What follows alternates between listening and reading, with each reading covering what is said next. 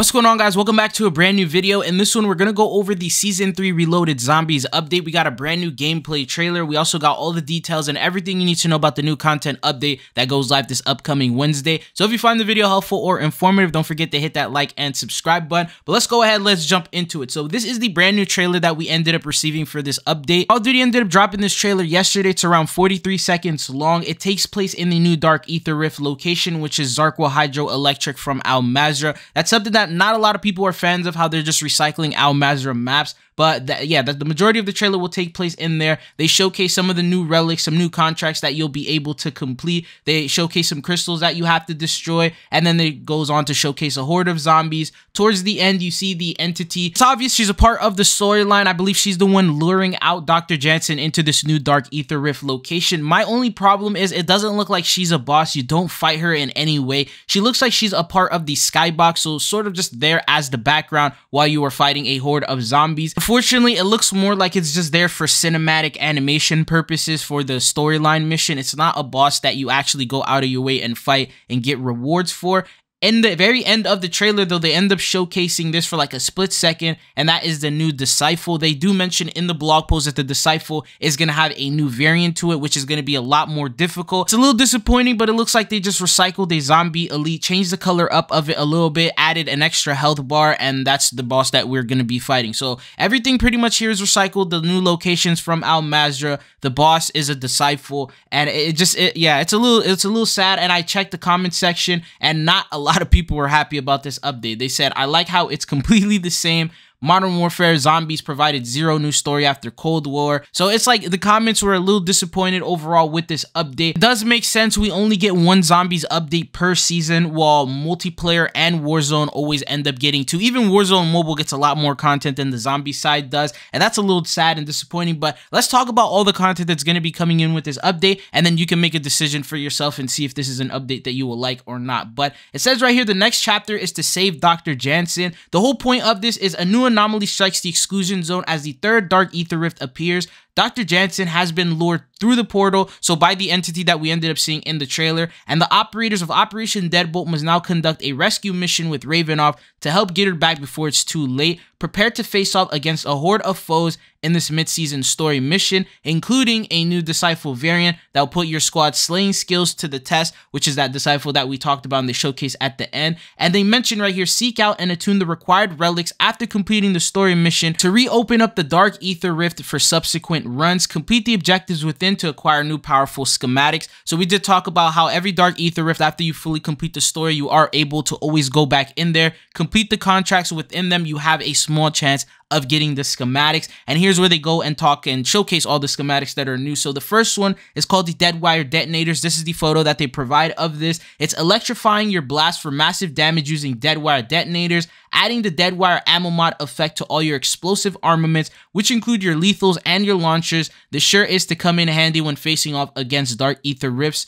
new Disciple variant. And then you have the second one, which is called the Golden Mask Filter. Forget the constant search for a functioning gas mask when approaching strongholds and other areas where gas threatens to suffocate incoming operators, attaching the Golden Mask Filter to a gas mask. So even if you have this schematic, you will still need to find a gas mask, and what it does is it will cause it to charge and self-regenerate over time. The mask can still break if its charge is fully used up in one go, though the filter will be reapplied to the next one that you find. Basically, you simply need to make sure that your gas mask doesn't break when it's completely done, so wait for it to recharge. Once it gets back to that down like 1 bar, wait for it to recharge again so that way it doesn't get destroyed. But then you have the Sergeant's Beret, which is the last one of the schematics, and with the undead roaming around, you've got enough to worry about before taking Zakhaev's mercs into consideration. Don the Sergeant's Beret to trick the faction into thinking that you're one of their own. As a bonus, you'll gain a merc bodyguard who fearlessly follows you into action. So with this disguise, I guess this is the operator that you'll end up being turned into, and this is what you will look like. And then you also got that bodyguard that will accompany you. Following that, there's the brand new Warlord, which is like the major piece of content within this update, and that is going to be Rainmaker. Challenges of the new Warlord Rainmaker will need to plan their tactics carefully when approaching this artillery and demolitions expert.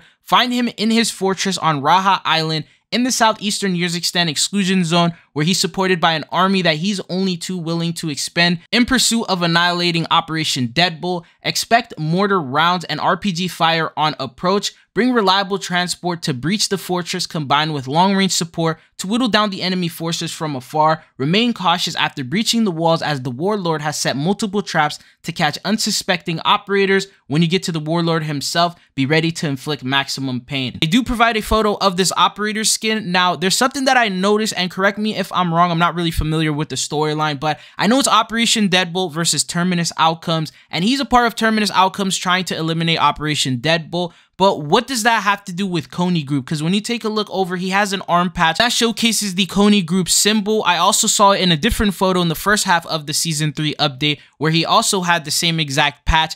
And my question is Terminus Outcome even related to Konni Group? And what's even crazier is the fact that this operator skin is not available in the Battle Pass, which is a Konni themed Battle Pass. We have Makarov, we have a couple of others that are all Konni related. And he's the only Warlord to not only have an operator skin, but have the Konni logo that isn't a part of a Konni themed Battle Pass. I don't understand the theory behind this. Is there like a potential freeway that we're going to be able to unlock him? If you're familiar with the story and know if Konni is in fact related to Terminus, let me know, because as of right now, I just don't understand why he has a Konni outfit on if he's working with a completely different group. Now, there are a couple of other changes that they're going to be making that they didn't mention in the blog post, but did talk about in a content creator call. And the first one was raising the stash cap from 10 to 20. So they're doubling it. And I guess it's just to help people be able to collect more and store a little bit more, because it does get annoying that you can't store stuff and you got to just keep it in your bag. And if you get eliminated, you could pretty much lose all that stuff. So they're raising it up to 20. I still don't think it's enough. Maybe like 30 or 40 would have been better.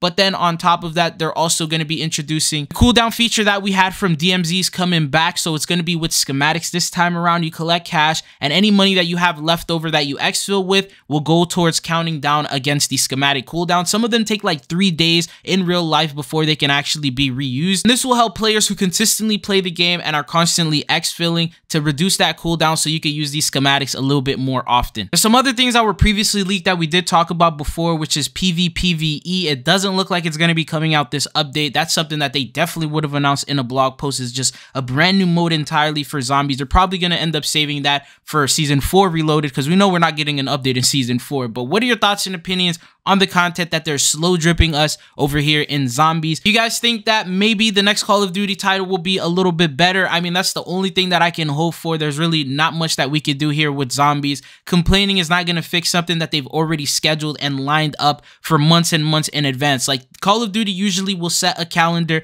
for the next upcoming like 2 years, and they will follow it to the dot. So no matter what type of complaining we really do, I don't think it's going to force them to push out even more content. I guess they're shorthanded when it comes to the zombie side, because Treyarch decided to leave this and go work on their Call of Duty title. But what are your thoughts and opinions on this? Do you hope that Call of Duty could do better with the next zombies that we have? At least that one's going to be round-based. But anyways, that's all that I got for you guys in this video. Thank you guys for tuning in, and hopefully I'll be seeing you guys back on the channel again. Peace.